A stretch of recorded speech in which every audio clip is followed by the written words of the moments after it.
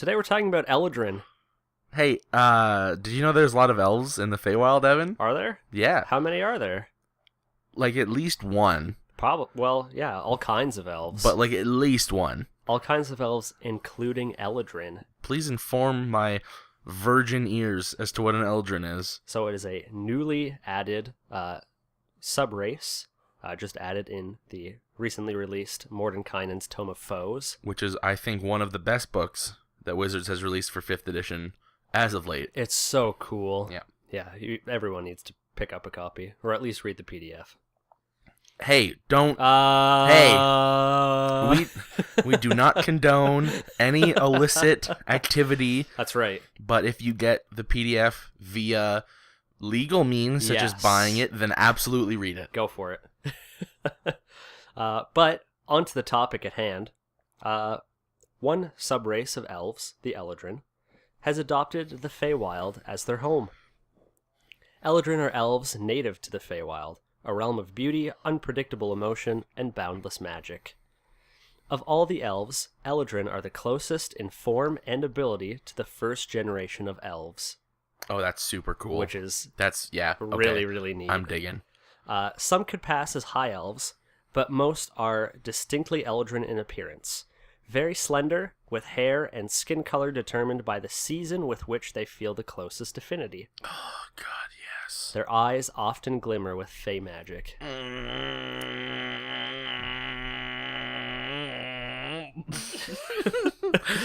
That is not as thick of a line as I thought it was going to be. Nathan.exe has stopped working. No. Eladrin are proud of their heritage and equally proud of their ability to thrive in the Feywild. Aren't all elves proud of their heritage? Isn't Well, that like yeah, the kind that's of like an snooty elven McDuty thing that they do? So there's a lot of lore involved with these guys, Okay. and I'm not going to touch on all of it. I think you should touch all of it. I'm going to touch a lot of it. You like But touching a lot of things. There are some details that I've left out of my notes here. Filthy toucher. Oh my god. People, you can just go and read. Just buy Mordenkainen's Tome of Foes. It's worth the purchase. Read all of the Eladrin stuff. We're going to be out of a job, Evan. Why would they No. listen to us talk about it when they can just read it themselves? This is highlights of a subrace. Okay, sure. We're the top 10 ESPN countdown of the... What I'm trying to get at here is there is a point where the Eladrin are known to be extra snooty about their heritage. Okay. They are snootier than most elves. Great. That's what Yes. I need. Exactly. Eladrin cities represent the pinnacle of elven architecture.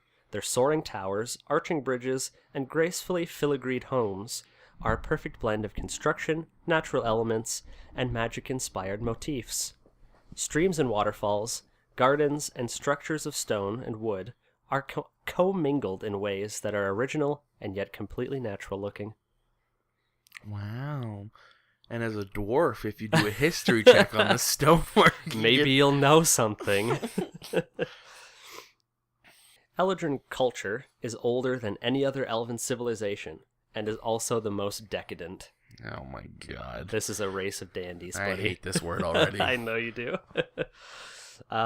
Most elves are impetuous to some extent, but Eladrin are known for their fickleness. Oh my god. This sounds like the Kinder of 5th edition. I don't know Kinder. Oh good. I'll explain it to you in another episode. Okay. Eladrin don't long to end their cycle of rebirth and join Corellon, but rather to meld with the Feywild when they are reincarnated. They believe that an Eladrin who excels in life throughout a series of incarnations can eventually come back as a member of the Seelie or Unseelie court, or, in extreme cases, even as an Archfey. That sounds very... Oh god, I'm gonna be... But I think it's Hindi Oh god. or Buddhism. I don't know. It's one of those two. We're just definitely taking this part out in post. No. It sounds... There's a lot of real life ties here, where if you do enough good in your various incarnations of your life, that you get to be something better eventually. Eventually. You get to reach your nirvana. I think that's Buddhism. Hey, wait, I'm not a real estate. That's some Nirvana for you guys. Oh my god. Okay, maybe we should take this out in post. Yeah, we're going to. Or keep this in. Listen to me, viewers. Probably just going to take this part We should out. probably just take this Just out. like half of what we've recorded so far is coming out of this episode. Fuck. Okay, so. I'm going to read to you from the book now. Please do. With your sultry tones. I'm going to give you the little lowdown here of what your player can expect if they decide to roll up an Eladrin. Can I get the high down, please? The high down? Sure, Yeah. I'll give you the high down. So each... Okay. The smile did you in! Nathan just really seductively smiled at me. I just want the high down. You're disgusting. Okay, so if I'm playing Eldrin, what kind of racial feats am I getting, Evan? That depends on what season you associate with. Let's do spring first. So, a spring Eladrin is characterized by cheerfulness and celebration, marked by merriment as winter's sorrow passes. Yeah, screw winter. I'm a Canadian, so I hate winter. I'm allowed to, though. I love winter. Yeah, shoveling sucks. I don't have to do that. Yeah, that's why you like winter. I have a landlord that does that for me. No matter what season you affiliate with, all of the Eladrin gain a charisma score increase of 1, Okay. and all of the Eladrin have an ability called Face Step. As a bonus action, you can magically teleport Not 30 feet. up to 30 feet Oh my god, you get racial misty step? to an unoccupied space you can see. Once you use this trait, you can't do so again until you finish a short or long my rest. God. There's actually... Hold on, I want you to continue talking, Sure. but I'm gonna just look something up while you do so. When you reach 3rd level, your Face Step gains an additional effect based on your season. I hate this already. If your effect requires a saving throw, the DC equals 8 plus your proficiency bonus plus your charisma modifier. In the case of the Spring Eladrin... Okay, yeah, I'm sorry. Really quick. Yep. These Eldrins are actually already exist Okay. in the DMG, which is why this Okay. ability sounded familiar, but they're not fleshed out at all. Oh, okay. But I distinctly remember reading, because in this one, in the DMG on page 286, there's an example subrace of both the Aasimar and the Eladrin. Oh, okay. So they're both races that have been introduced earlier, because these are races that have existed in previous Yeah, D&D yeah. editions, except the Eladrin could just cast Misty Step. So then they're like, oh, that's not good enough. Let's make it better. Oh, it's absolutely better. Oh, jeez. In the case of the Spring Eladrin, when you use your Face Step, you can touch one willing creature within 5 feet of you. That creature then teleports instead of you, appearing in an unoccupied space of your choice that you can see within 30 feet of you. They're all good. I dislike. Racial teleporting, every short rest. Maybe I'm too bitter. I mean, I know it's only once, but, like, Still, that's very powerful. it is great. Yeah. It is great. Like, what kind of a barbarian that teleports 30 feet? Yep, Ugh. just because they can. Okay. Which one do you want to hear about next? Well, I mean, Let what you ki- pick. what kind I'll let of you what kind of score increase does a spring one get? They all only get the charisma score increase of 1. Oh, only. That's Yes. it. That is the only ability score increase they get. And so their only abilities are the step and the charisma? Yes. Okay. There's now one, it's much more fair to me. there's one third thing they can kind of do that I'll get to after we read all of the... Sure, let's just the do an order of springs. seasons. Let's do Sure. summer next. Okay, so summer. Summer is the season of boldness and aggression, a time of unfettered energy. Okay. So these are all just like little tips on like Yep. how to play your character. Yep. If you're a summer Eladrin or a spring Eladrin, the summer Eladrin immediately after using their Face Step, each creature of your choice that you can see within 5 feet of you takes fire damage equal to your charisma modifier. Okay. So it's like a more fair version of the Aasimar AoE nuke. Yeah. Yeah. I mean, it's all Misty Step with upside. Yeah. That one seems very hum. Yeah. Like ho hum. Yeah. It's all right. Yeah. It's all right. I mean, there's no save. Yeah. but like 5 fire damage at most. Yeah. Yeah. It's just a little extra. Yep. Next is the autumn or the fall. Autumn is the season of peace and goodwill, when summer's harvest is shared with all. Aww. A autumn phase step. Immediately after you use your phase step, up to 2 creatures of your choice that you can see within 10 feet of you must succeed on a wisdom saving throw or be charmed for 1 minute, or until you or your companions deal any damage to it. Okay, not bad. Good crowd control. Yeah. Really good crowd control. And that was 8 plus pre-off plus charisma is the Yes. save? Okay, Yes. And then finally, the winter Eladrin. Winter is the season of contemplation and dolor, when the vibrant energy of the world slumbers. When a winter Eladrin uses their phase step, 1 creature of their choice that they can see within 5 feet of them, before you teleport, must succeed on a wisdom saving throw or be frightened of you until the end of your next turn. Okay. Just little upsides. Okay, so what's that other racial ability that they have? So, the other racial ability that they have is an Eladrin is not bound to any one season. Oh. So, as part of a long rest, you can change your you season? can change your season. Okay. And So, change which phase step you take. you know how I was saying that I don't like this? I take that back. Yeah, it's cool. It is. But I think these guys are underpowered. I would agree with you. I would change how 2 things work. Okay. 1, I would give each season a +1 to a different stat. Yep. So, spring, I would probably give... Whiz. No, fall is wisdom for me. Okay. Winter is constitution, summer is strength, Yep. and I would give spring either dexterity or intelligence, Okay, in my opinion. And I change the timing on the short rest to it only comes back on a long rest, but you can use it a number of times equal to your charisma modifier. Oh, that would make it much better, actually. I think doing it once per short rest Yeah. is a little not good enough. Okay. Like, I understand that 30 feet of teleportation, especially in the early levels, is very good. Yeah. That loses utility pretty quickly, though. Exactly. And even at level 1, your charisma is going to be at most +3. So I can deal with 3 slightly better Misty Steps as a DM. But as a player, if I got to do it once and then could never do it again, well, not, you know what I mean. Yeah. That, I don't like that.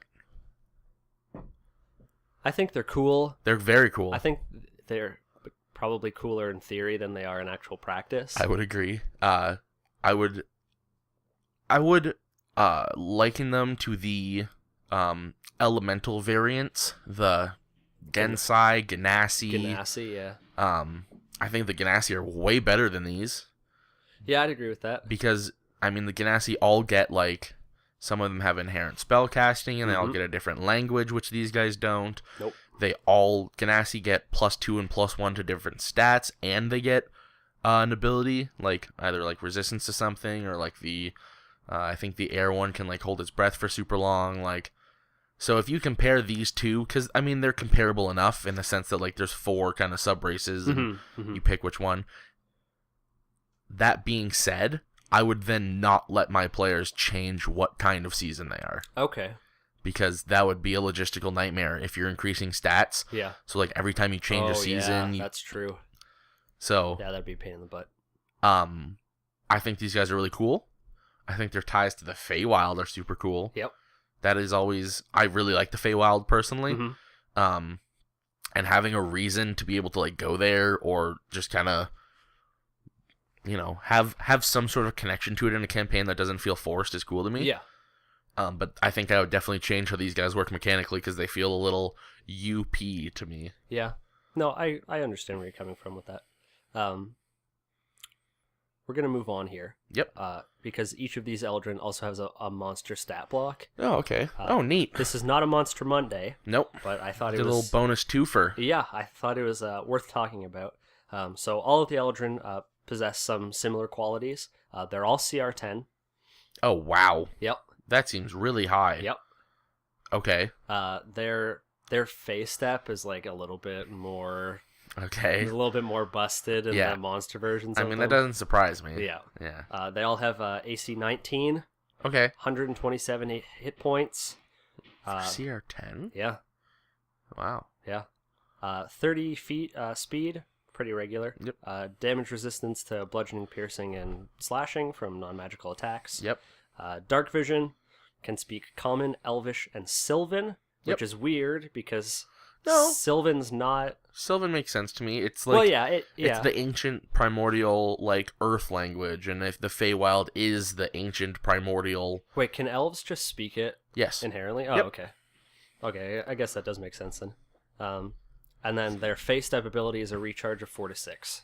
Okay. Instead of being once per short rest. Glad that Wizards are expanding the recharge thing.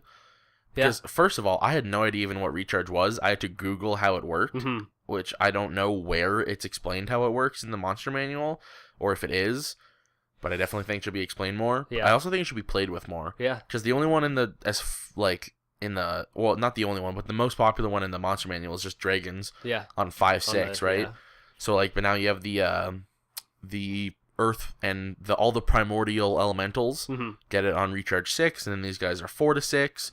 It's just another way to kind of keep the fight varied. Yeah. Yeah. I see what you're saying.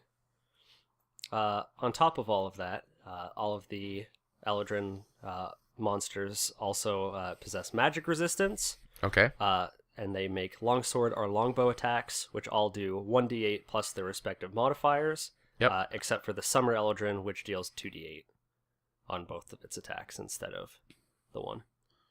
I guess because they're like... they're like more valor. That's like a bugbear kind of ability where you're like things dealing additional damage dice. Yeah, I guess. Yeah. So are the summer ones CR11 then, or are they still CR10? No, still CR10. That's interesting. And they have the same HP and AC. Yep. Huh. Okay. Yeah. So we'll let's talk about these elf steps. Dig into the elf steps a little bit here. Sorry, Fey. Yes. Fey steps. So the autumn one is actually just like a worse version, actually, but they can do it more often. Okay. Because it's the recharge of 4 to 6, but it is literally just teleport 30 feet to a space. Nothing else. Nothing else. Literally nothing else. Yeah, just teleport 30 feet. Recharge What? 4 to 6. What? Yeah, that's weird. That's super weird. That is really weird. I thought these guys were actually fleshed out. Why more are than these that. guys CR10? They're all this way. What? Their face step is just the teleport. What? This is lame. What? No. They have like presences that they're all Okay. associated with. But their face step is Are they like mechanical, or are they Yeah. just... What do the Yeah. presences do? So they're all different. Well, Each one has a different one. Lay them on me. Oh my gosh, I thought the face step was at least what it is for the player character. Well, obviously you stink. Holy mackerel. I have to do my research better. Yeah. The Autumn Eladrin has an enchanting presence. Any non-Eladrin creature that starts its turn within 60 feet of the Eladrin must make a DC 16 Wisdom saving throw. On a failed save, the creature becomes charmed by the Eladrin for 1 minute. On a successful save, the creature becomes immune to any Eladrin's enchanting presence for 24 hours. Oh, well, they just split the face step up. So they made the presence part of it the magic part and made it more powerful. Yeah. And then just kept the 30 feet of teleportation. I guess. Yeah. But, I don't know. It's not the same. It's just not the same. I mean, you can change it. Yeah. Whenever the Eladrin deals damage to the charmed creature, the creature can repeat the saving throw, ending the effect on itself on a success. The Eladrin possesses innate spellcasting. Okay. Its spell save is 16, and can cast Calm Emotions and Sleep at will. Cool. And then can cast Cure Wounds as a 5th level spell, and Lesser Restoration 3 times per day each. Cool. Yeah. 5d8 healing plus Car is not anything to sneeze at. What is very, very cool is 1 per day each can cast Greater Restoration. Yep. Heal. Yep. Heal's good. And Raise Dead. Okay. Neat. Yeah. So, super neat. Pretty cool there. Weird. Yeah. Because Raise Dead isn't a battle res. Well, none of them are. But, yeah, no. But neat. Yeah, it is neat. And It also has a reaction, which is cool, Okay. called Foster Peace. If a creature charmed by the Eladrin hits with an attack roll while within 60 feet of the Eladrin magically causes the attack to miss, provided the Eladrin can see the attacker. Oh, that is super cool. Yeah. I Okay. like when monsters have reactions. Yeah. Yeah, so do I. Counterspell. Yes. Yeah. Oh, Counterspell's so good. I take it on every wizard I play. Of course you do. Because why wouldn't you? Or bard, or sorcerer. Anyone who can learn Counterspell. Yeah. Take it on every barbarian I roll up. The Spring Eladrin is also an innate spellcaster. Can cast Charm Person and Tasha's Hideous Laughter at will. Okay. Not bad. 3 per day each. Can cast Confusion, Enthrall, and Suggestion. Those are all good ones. Very good. And then 1 per day each. Hallucinatory Terrain. Yep. And Otto's Irresistible Dance. Oh, I love that spell. Of course you do. What does that mean, Evan? Well, it possesses a Joyful Presence. Okay. Any non-Eladrin creature that starts its turn within 60 feet of the Eladrin must make a DC 16 Wiz saving throw, or become charmed by the Eladrin for 1 minute. Whenever the Eladrin deals damage to the charmed creature, it can repeat the saving throw, ending the effect on itself on a success. Cool. These guys are charmers. Yeah. That's basically it for the spring one, really. No reaction? No reaction on this one. Okay. It does possess multi-attack. Okay. So it But the can- fall one does not? Correct. Okay. So So- it attacks with its bow twice?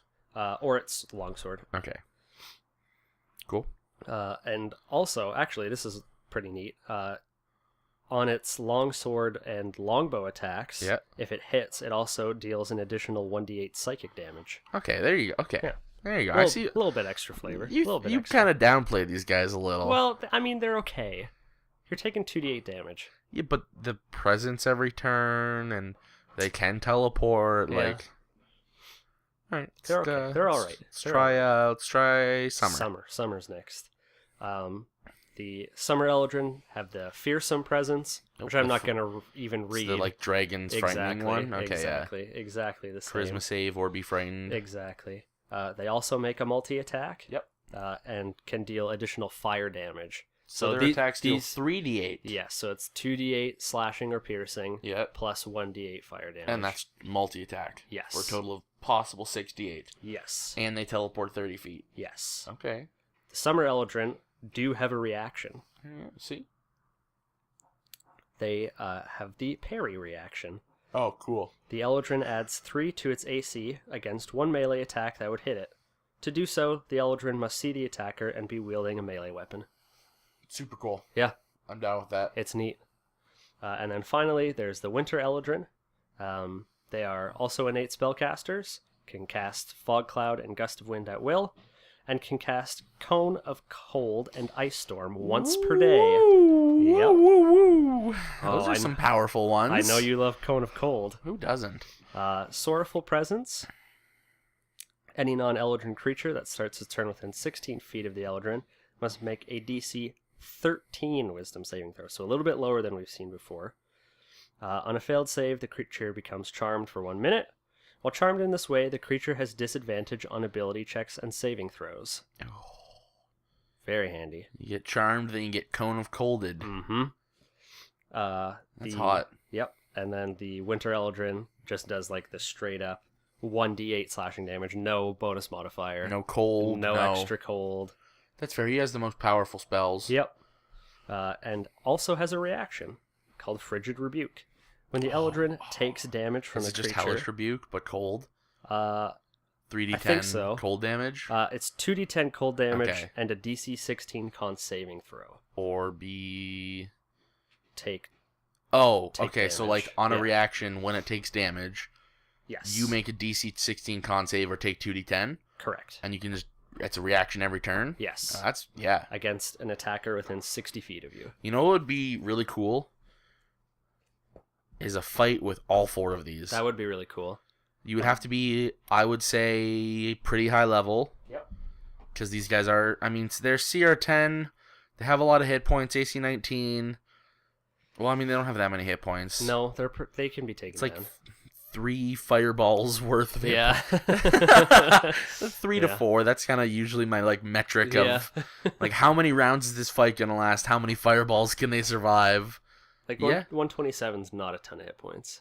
No, but that would be a really cool fight because all the charms work off each other. Yep. And then if you resist one, you resist all of them. That is true. Another cool little element about the monster version of these guys, they can also change their season as part of a long rest. Oh, so if cool. you battle one, super and cool. it gets away from you, can then come back as a different season. And then you might not know it's the same one. Exactly. That's super cool. Or, if they come in with like a different battle tactic than they did previously. That's neato. Yeah, it is cool. Eladrin are cool. So how would you set up this enemy encounter or encounter enemy battle boss? Because I have some ideas. I think they could be any of the 3. Oh, totally. Like, easily. I 100% think so. Yeah. Like in my mind, so if you're in the Feywild for some reason, just as like an encounter, you come across like perhaps a hunting party, or you interrupt like a revel, and then they get mad at you and then they fight you. Yep. And that's like a cool little flavorsome thing. Yeah. As like an enemy, perhaps you said Eladrins are like the most haughty of all elves. Yes. So you enter their lands, and they've kind of taken you on as hunting sport. Okay. And they like follow you, and they track you down, and you have to fight multiple of them as you trek across their land to find, the flower that only grows in the Feywild to cure the dying king of his poison. Whatever your storyline is. And then as a boss, if you somehow find yourself in the court of the Fey Queen or any Archfey, perhaps, because, okay, straight up, there's no way you're going to be able to fight an Archfey. Like, they're supposed to be beings of, like, immense power, blah, blah, blah, but perhaps they put you in some sort of, like almost like a gauntlet to, like, prove your worth, where you were just, like, subject to these guys. And that kind of feels like an encounter-y thing, but you could always like have one Eldrin that contains all of the seasons, like the Arch Eldrin or the Omega Eldrin, whatever you want to call it. So you can like kind of blend all of their powers together. So like it has the most powerful presence of one and the reaction of another and the spell casting of one. Yeah. That sounds interesting to me. Oh, that would be cool. That would be really cool. Actually. I really like the hunting idea though. Yeah. Where you like enter their land and some puny humans / whatever race you end up going. Well, I think they're especially like volatile towards other elves. Oh yeah. I think I remember reading that. Okay, yeah. And like that's like, if you step on their land. Yep. I can totally see them being mad at you. There's actually on a magic card called Llanowar Elves, one of the instances of like flavor text that it has on it is in the Llanowar forest, you pay for each broken twig with a broken bone. Oh. So I would play these guys similar to that. Yeah. Where like you're on their land, it's sacred to them. You're here, you're ours, we're gonna hunt you down. Oh yeah. That sounds cool to me. No, that would work. That would work great. Tips for role playing one? Have any of those in your back pocket? Well, I have no idea because I have not played one of these. I mean, I would try and play it up to the whatever it said in the book. Yeah. Like it gives you a short example. And that's not to say that if you play a winter one that you should be like mopey and sullen all the time, but perhaps play like more somber, like more reserved. But if you're a summer one, you're very brash, you're very bold, very self-confident. The fall one I would kind of try and play as like a wizened mentor almost. Okay. And then the spring one I would play like very youthful, full of energy, very questioning. Lover of life. Yeah. These guys are really cool. They are cool. I would change them mechanically. I think they're a little underpowered. A little bit.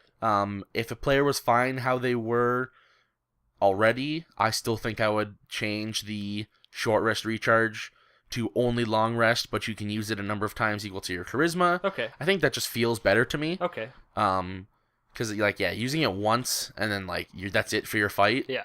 Yeah. Yeah. Feels a little cheap. I see where you're coming from. Yeah. Well, thanks for introducing us to these wonderful seasonal elves. And we'll see you next time. When we talk about sea elves. No. Nope. Okay, bye. They added a subrace called sea elves.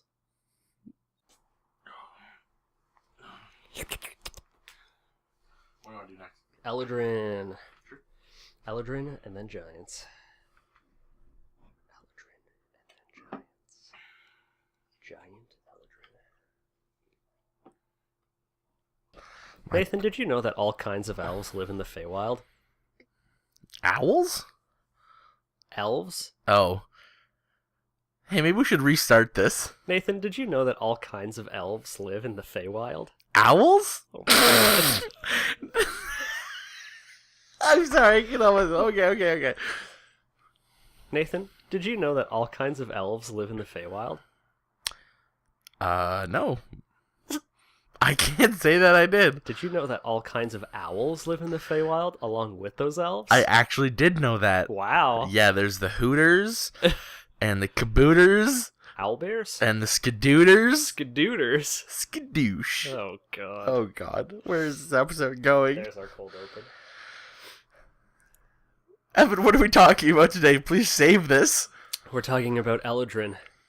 I love Lord of the Rings. A newly added subrace that was added in Mordenkainen's Tome of Foes. So very Go recently. buy it, guys. It's really good. Oh, it's so good. What? Your levels are low. How low are they? Oh, because I moved my fucking microphone down. Like a plebis. Okay, let's just restart this whole fucking episode. Okay. Jesus. I'm gonna keep all. I'm It's gonna a keep all fucking that mess. shit. I'm gonna keep all that shit because it's hilarious. Can we put that at the end of the episode? Sure. Okay. Nathan. Oh god, I just peaked so much. Yeah. Okay. We got the giggles. That's right. And the lips and the tongues and all that. The lips and the tongues and the tips of the teeth. Whew.